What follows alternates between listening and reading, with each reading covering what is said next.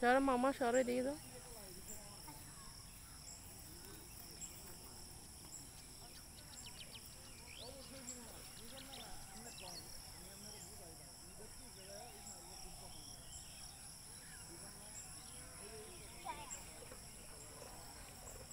আসসালামু আলাইকুম, সবাই কেমন আছেন? ওই দেখেন দূর পাহাড়, আর এটা হলো চেঙ্গি নদী।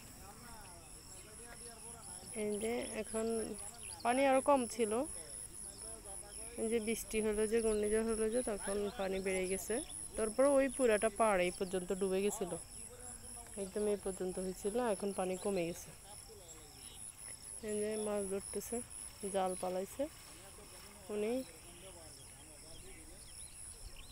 ওনার এরপরও এখন পানি কম, ওই যে ওনার হাঁটু পরিমাণও হয় না। এই যে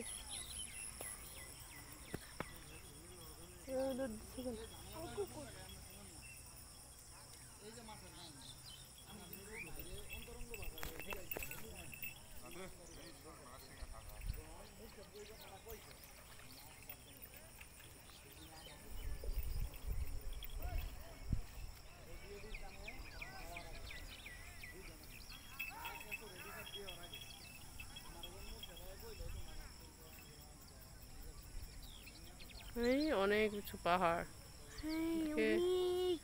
হ্যাঁ বিশাল উঁচু পাহাড়। এখান থেকে বোঝা যাচ্ছে না দূরে তো। হ্যাঁ দেখছেন কত বড় একটা নদী। হ্যাঁ আর অনেক জঙ্গল এখানে, অনেক জঙ্গল। জঙ্গল যেরকম উঁচু, পাহাড় তার চেয়েও বেশি উঁচু। দেখছেন বন্ধুরা? এপার ভেঙে যাচ্ছে তো, এই জন্য এই যে বাদ দেওয়া হচ্ছে। এগুলো দিয়ে ভাঙতে ভাঙতে অনেক বেশি চওড়া হয়ে গেছে। মোবাইলে কেমন বোঝা যাচ্ছে জানি না, তবে অনেক বেশি চওড়া হয়ে গেছে এটা দুই পাড়ে ভাঙতে ভাঙতে। হ্যাঁ, তো এই জন্য এখন এই যে কংক্রিট গুলা দিয়ে আস্তে আস্তে বাঁধের ইয়ে করতেছে।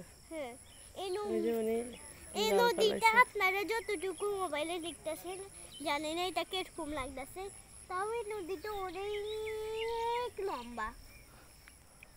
এখন আমরা দূর থেকে দেখা যাচ্ছে না নিশ্চয়ই, তাও এখন আমরা বুঝতেছি যে অনেক নদীটা লম্বা।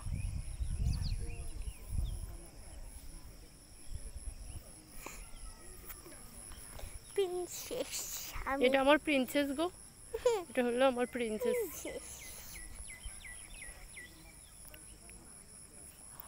এখানকার মাছগুলো কিন্তু ভালো ভালো ভালো পরিষ্কার পরিষ্কার মাছ পাওয়া যায়। এখানে কিন্তু নদীতে কোনো ময়লা নাই, একদম ক্লিন।